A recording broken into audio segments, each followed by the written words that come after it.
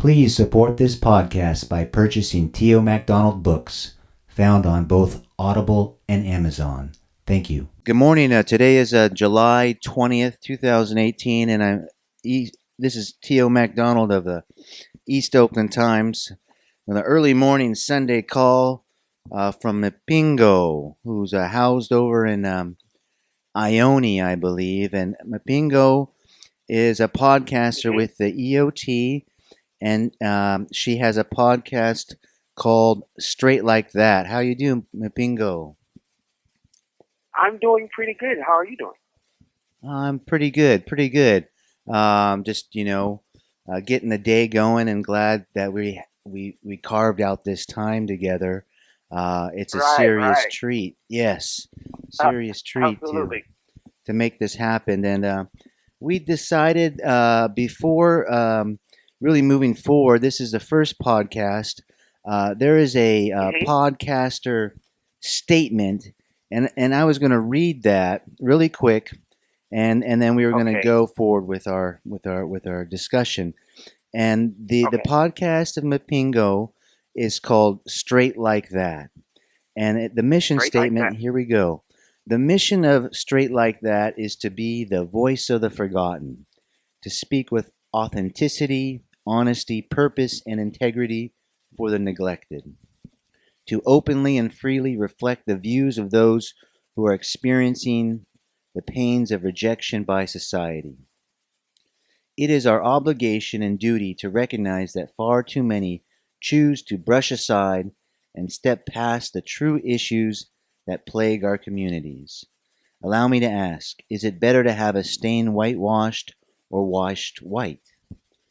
In addition, Straight Like That will endeavor to bring to light and focus the core issues of the LGBTQ incarcerated. Far too many of our brothers and sisters suffer under the brutality of the prison industrial complex. Too many voices have been silenced, too many dreams have been stolen, and far too many lives have been wasted. It is well past time to put an end to these travesties. Straight like that.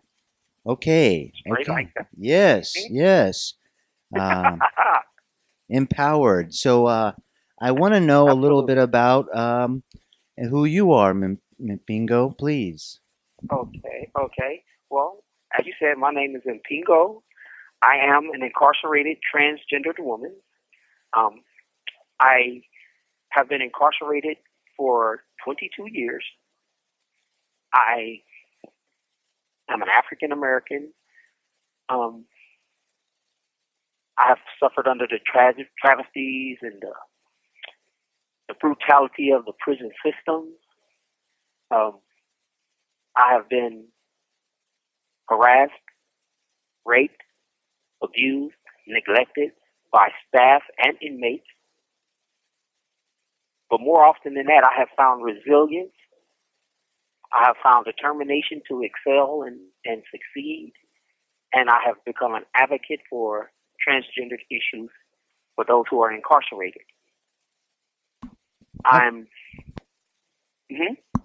have a question here. Is this, in my experience, most of the transgender inmates that I know have suffered great trauma in life, but also have kind of made it to the other side. And I'm interested in knowing what it is. What is this? Is it just like anybody else that they make it to the other side by making a choice to live in a positive way, or a choice to stand up for themselves? Did you have this type of experience because you are in prison? So we're going to assume on the audience part that you might have been involved with some different things. And then right now I heard tragedies, but then I heard I've made it to the other side, and that's the inspirational part that oftentimes that I come across with transgender inmates. And I'm curious about if the walk of a transgender woman. Absolutely. It is a choice. It is a choice to move past the hardships, to move past the abuse and neglect. Oftentimes, neglect from your family, so-called friends, even potential lovers. But it's more so than that. It is an internal wheel that you have to turn. You have to get to the point where you say, you know what, even if society does not accept me, even if family does not accept me, even if friends do not accept me, I accept me. I love me. I mean, there are so many barriers that are placed up, religious barriers. Most religions state that to be a transgender is to be a sin. Well, you have to get past that. You have to get past the societal stigmas, that transgender people are all prostitutes or they're all people who are confused and misguided. You have to get past those stigmas. You have to get past your own internal doubts about yourself. Because, for myself, I said to myself, okay, I was physically born male. And I am supposed to do the things that men do or that boys are taught to do. However, internally, that is not me. I'm not a football player. I'm not a basketball player. I'm not a womanizer. I'm not attracted to females. I'm not doing any of these things that society labels that a male should do. So I have to get past the internal stigmas. You have to get past the pains of trying to fit into this mold. And you have to say, wait a minute, I'm not designed to fit into this mold. I'm designed to live my life. I'm designed to experience life through my own eyes and not through the eyes of others who see me one way or another. And that is what most transgenders, be they transgendered male or transgender female, have to get past. We do have to get past the societal stigmas, but we also have to get past our own internal blocks, our own barriers that we create within ourselves. So for me, I had to push past that, and it took me maybe 15 years to get past that, to get fed up and say, wait a minute, I'm going to live my life. Yes. Yes. And how old were you when that happened, when that decision was made? I was 16 years old. To give you a little bit about my history, I grew up in a very strict religious family. My mom is an evangelical pastor. My dad was Shiite Muslim. And I grew up in a home where there was no deviation from the norm, the strict guidance. And at 14, I decided that I could not live like that. I couldn't be what my dad wanted me to be. My dad wanted me to grow up and be an imam. My mom wanted me to grow up and be a pastor. And even at a young age, I was in all these classes to teach you how to be a preacher or to be an imam, to set you up to be a community leader and to be a religious leader. And that was such a burden upon me because internally I was warring with myself. I was saying, wait a minute, this is not me. This is not what I'm supposed to do. And so at 14, I ended up coming out and expressing myself to my mother. And she did not take it well. My father did not take it well. And my father gave me a choice. He said, you have 24 hours to make a decision. And when I said, this is who I'm going to be, my father kicked me out of the house. And I've been on my own since I was 14 years old. I was homeless for a year until my older sister, her name was Audrey, she took me in and she embraced me. She accepted me and she gave me guidance and love and comfort. And so it's hard to get past these things. And the decision can oftentimes be detrimental, What decision? But in order to live freely, you have to do that. Oh, the decision to follow one's internal knowledge of self. That can be that can have Absolutely. yeah. Wow, what choices? Absolutely. What choices? I mean, this is. I mean, these are the types of choices that the broad majority of people never have to face, and Absolutely. it's to me, it's just unbelievably remarkable that that you as a human being uh, were born with this. I'm just going to call it a conflict because we're framing it in that way, Absolutely. and Absolutely. it there's two sides to everything, and Absolutely. the nice thing is that even though there's a conflict, there once that Hmm. acceptance comes forward, in all Hmm. likelihood, there's a You have blessing, 60 seconds a remaining. blessing that comes about through the This acceptance call and process. your telephone number will be monitored and recorded. I would be curious. I would like to stay on this topic because I know our time is limited on this call, but I'd like to stay on the topic of what you were doing because that's still 14 is young. It's Absolutely. still pretty young, and so just Absolutely. yes. Um, I'll call you right back. okay, bingo. Thank you. Okay. You have 30 seconds.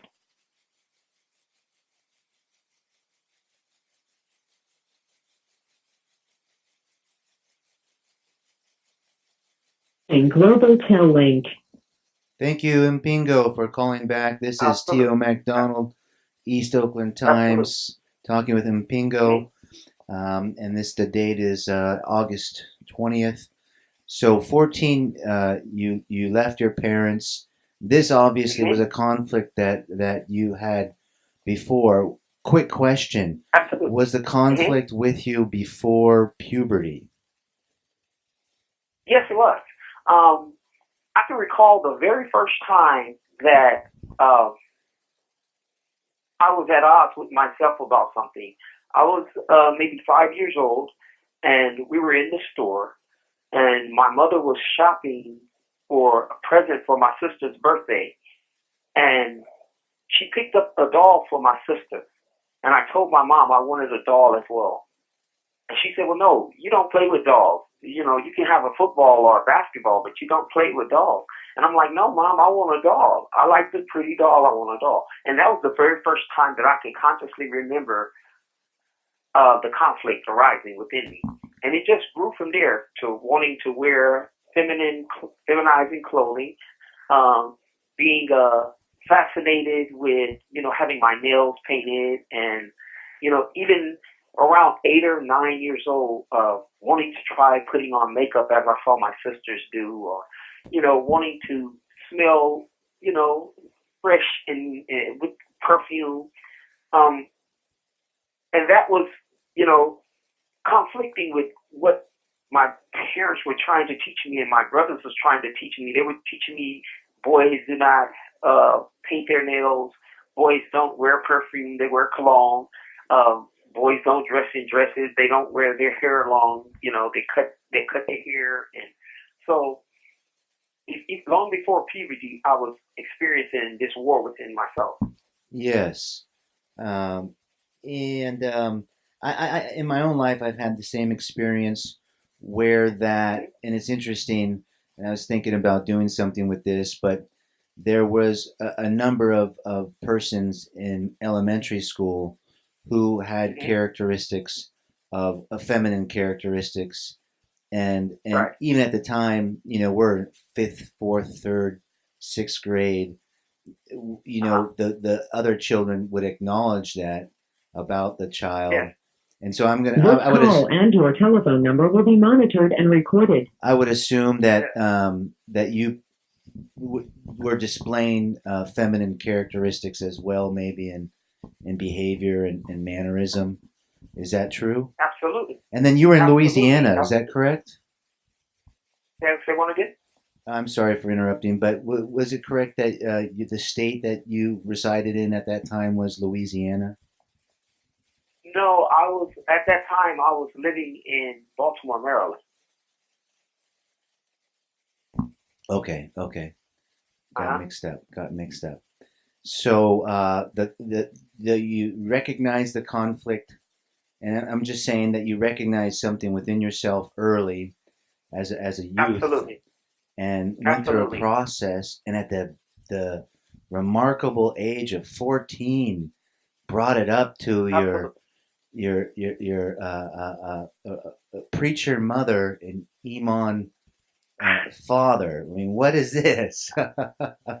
I think one of the reasons why I had the courage to do that was because at a young age they taught me to be courageous. They taught me to speak out against uh, things that I thought were wrong. Ironically, the teachings that they were imparting upon me were the very foundation that gave me the strength to say, hey, this is who I am.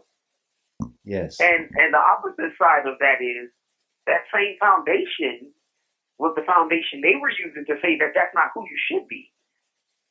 And so there was a war within me and my family, and the very teachings that they were teaching me to say, look, this is who you are. This is what you're going to be a pastor. You're going to be an imam. You're going to be this. You're going to be strong. You're going to be courageous. You're going to lead people. You're going to do all these things. And that same foundation, those same building blocks were the stepping stones for me to say, okay, I'm courageous. I'm strong enough to speak to you and tell you, look, this is who I am.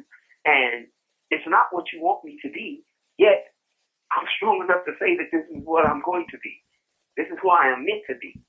So, wow. in that way, yeah. Wow. Did what your support was yourself? I mean, did you have friendships with persons who were supporting you at the time, children your own age? Actually, I did not. I've always been sort of an introvert. I kept to myself a lot. I did a lot of studying. I did a lot of reading. Reading is one of my favorite things in the world to do.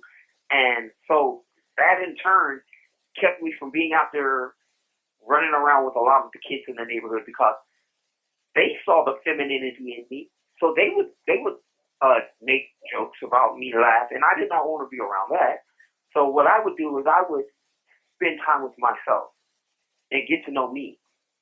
And as a result of that, I had maybe one friend, and his family were Christian as well. And in fact, they went to the same church that my mom pastored. So even being around him, I had to deal with that aspect of it. You know what I mean? Yes, yes. Very remarkable, considering the odds.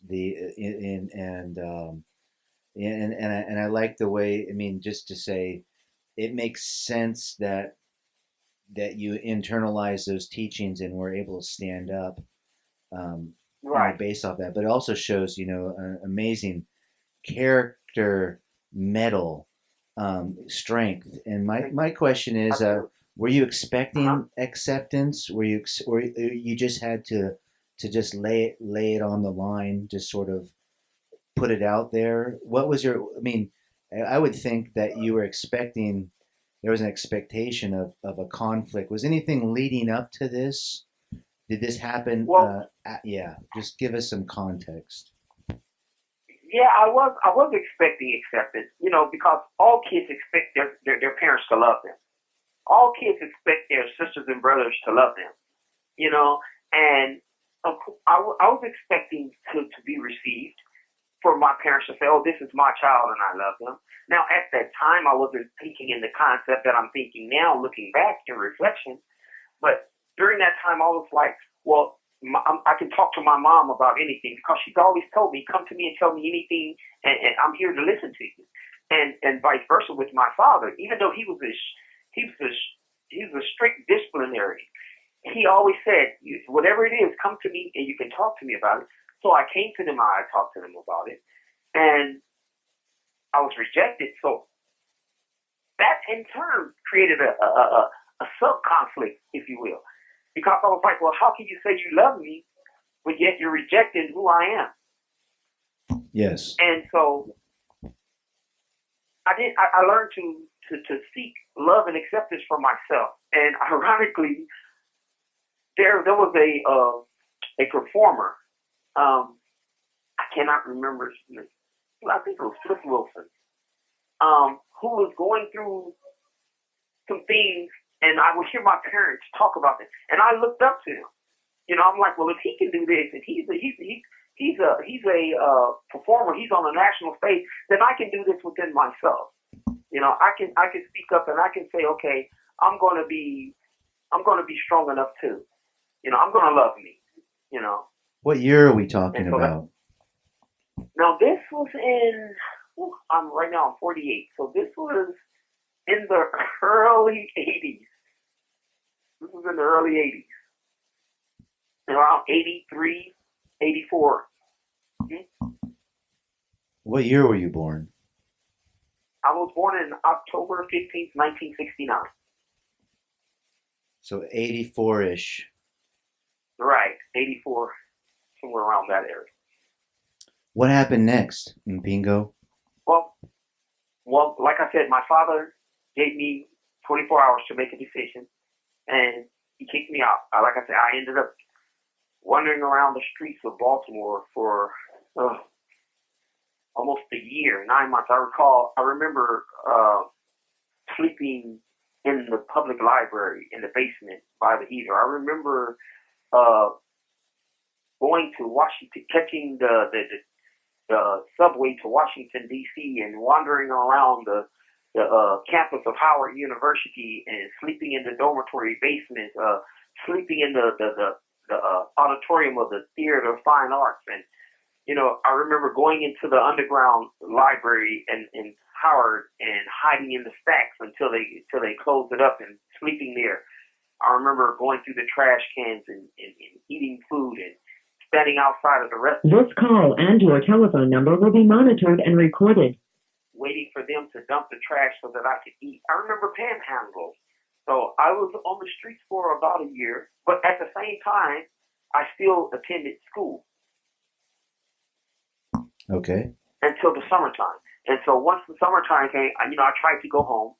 I was rejected. And I ended up getting in contact with my sister Audrey. And my sister Audrey, at this time, she had moved out of the house. She was 17 or 18 at the time. She had moved out and she had gotten her own apartment. And she let me come live with her. And she went against my family because my family has this thing where if my parents reject you, they forbid the rest of the family from having anything to do with you. So she went against the family and she embraced me and she let me live with her. And I credit her for who I am today. The strength that I have to be who I am, the drive to speak out against injustice, because she was such a passionate person. She was passionate about life. She was passionate about fighting against societal wrongs and things that she viewed as negative. So she instilled that within me. She taught me how to be the woman that I am. She taught me how to just basically express myself in the manner that I'm supposed to express myself. Are your parents Black Americans, born in the United States? Well, my dad is Nigerian. He was born in Nigeria. My mom is Ugandan. However, she moved to America as a child. Wow. Okay, so this also has to it certain, cultural aspects that. Absolutely. Okay. Absolutely. And ironically, in both of those countries, to be transgender, gay, or lesbian is forbidden by law, and it's punishable. So they were under the mindset that what I'm doing is not only morally wrong, but is wrong legally. Legally, yes. So and again, like I said, they both had these spiritual concepts and ideologies that were against anything that I was speaking on, anything that I was telling them that I am, or anything that I was feeling within myself. Mm-hmm. So there was a battle raging on so many levels. Yes. Yes. Well, Straight Like That is a this is a great program for us to just address these processes that young people go through, and also get into the cultural aspects, because You have 60 seconds remaining. this is a transition period in terms of tolerance, and it's good to have dialogues about tolerance. Absolutely. I'll be able to call you back in maybe 15 minutes. Okay, Mpingo, talk to you then. Thank you for the call. Okay. Talk to you then. Okay. Thank you. Bye. Bye-bye. I would just hope for that you could continue. There was a number of elements. One, the fact of cultural upbringing. Two, the fact that your sister was kind of bucking that. And three, the fact that you on your own made the decision to bring forth your identity. Now, at the time, were you considering yourself? Have you ever considered yourself or thought of yourself as a what's it called, a gay or homosexual person?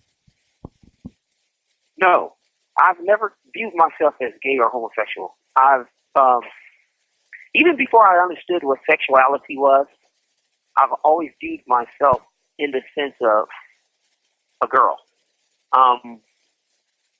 For me, sexuality had less to do with your sexual experiences or sexual partners. It had nothing to do with genitalia. It had to do with how you internalized yourself. And I've always internalized myself in the same sense as most females would internalize themselves. Sexuality in the aspect of genitalia did not come into place for me until puberty. During my stages of puberty, I think that was my greatest conflict, because outwardly I was viewed as male, but internally I was viewed as female. And at the time, there was no taking of hormones or anything of that nature. So the male genitalia was prominent. That was like the hardest conflict for me. What I did was I would wear things that feminized me. I would shave my body. I've never been a person with a lot of hair on me, but I would shave my body. I did not growing facial hair until my mid-20s. But with regards to my genitalia, I was just really irritated by that.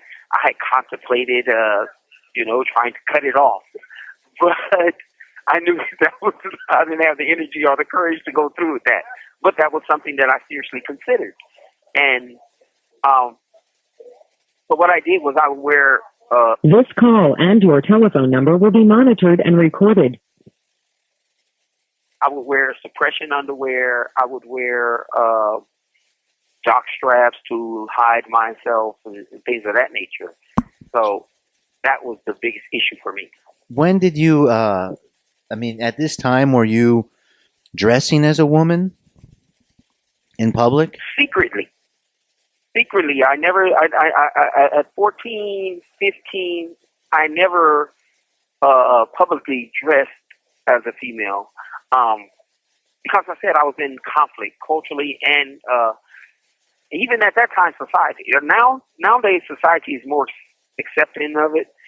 Back then, it was a stigma, especially in the African American community. It was a big stigma. Even to be considered gay was a stigma. So I didn't I didn't dress publicly as a female till later on. But what I did do was privately, I would dress and I would learn to walk in heels. I would, put on my mom's heels or my sister's heels, and I would walk around in their heels or things of that nature. So, but I never publicly at that time dressed as a female. How did you make it through these times? What went forward with living with your sister, and how did it progress?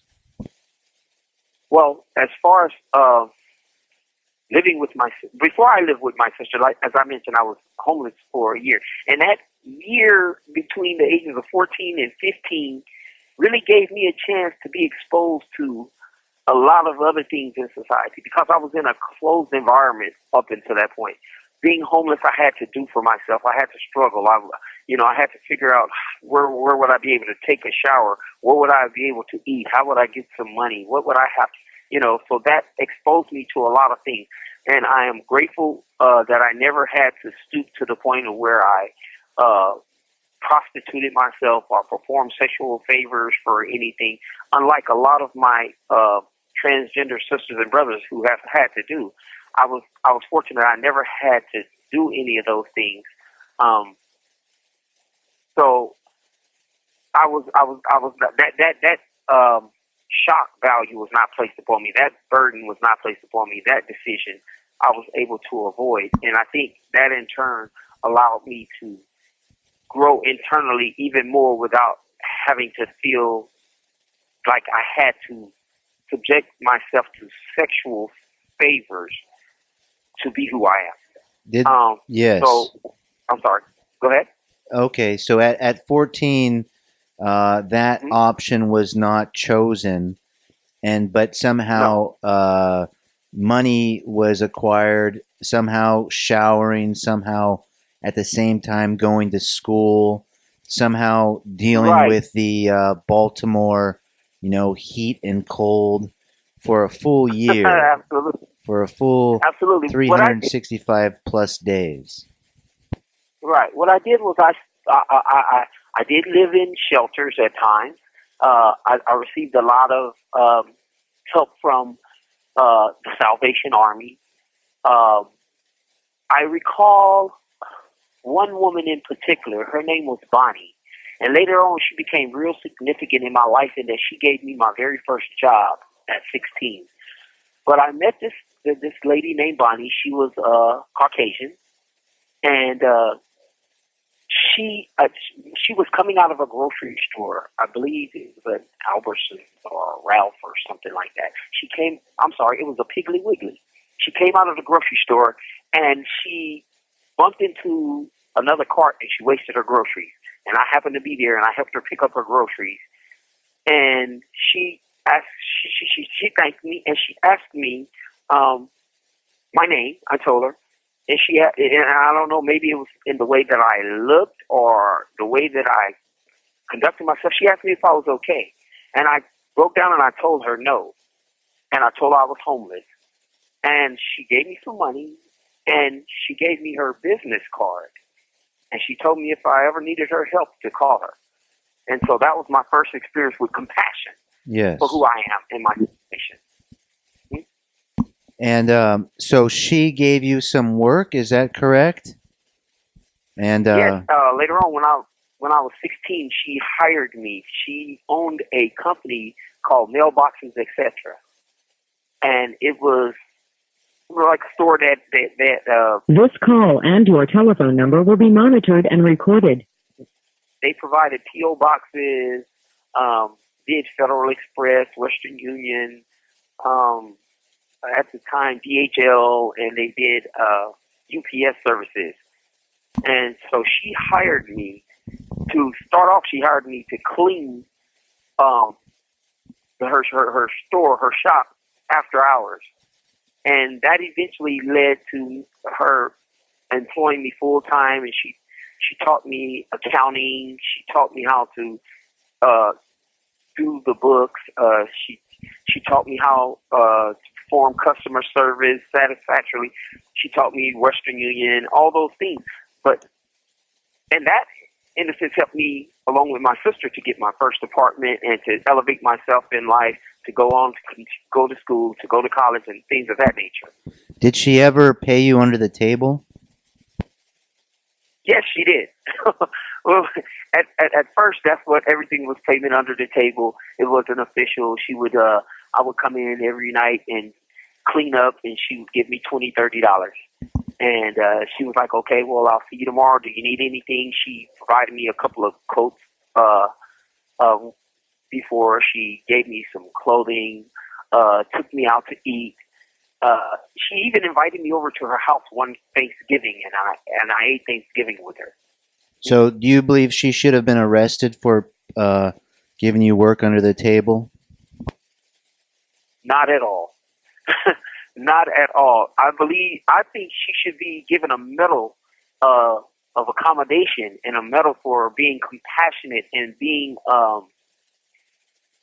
a person of goodwill and a person who could see past at that time the societal stigmas and reach out and give a helping hand to someone else and lift them up. Yes, I'm of the same opinion, and East Oakland Times is working to release the stigma of hiring by allowing, making it a way for people to hire people, so we can, if you see someone in need, you can offer that person a job and work, and not live in fear of government sort of oversight. But that's a different subject. Absolutely. That's a different subject, and it's a beautiful thing that someone saw you in need, and then you provided a return to them. It wasn't like they're just what is it called? Teach them how to fish, or and they can live forever. It seems like that was the mentality that this person wanted to lift you up, but lift you up in a number of ways, because as you mentioned, through that work, you received skills. You got job skills from it, and income, and so you managed to find a way. One, relying on loved ones, and two, also by being resourceful. I mean, it was you that reached out and showed the good character to help out the lady whose name is, what is her name? Her first name? Her name was Bonnie. Bonnie. Bonnie? Yes, yes. Absolutely. And not only did she teach me skills as far as work relations, she taught me social skills. She taught me how to integrate my thinking. She taught me how to integrate my speech, because at the time, I was a kid and I spoke like a kid. I spoke like an African-American kid who grew up in an African-American family in an African-American neighborhood with African-American slang. And she, in a sense, taught me how to speak more eloquently. She taught me how to speak with a sense of purpose. And with the You have 60 seconds remaining. Okay, 6 6. How about I call you right back? Yes. Thank you, Mpingo. Thank you. Okay.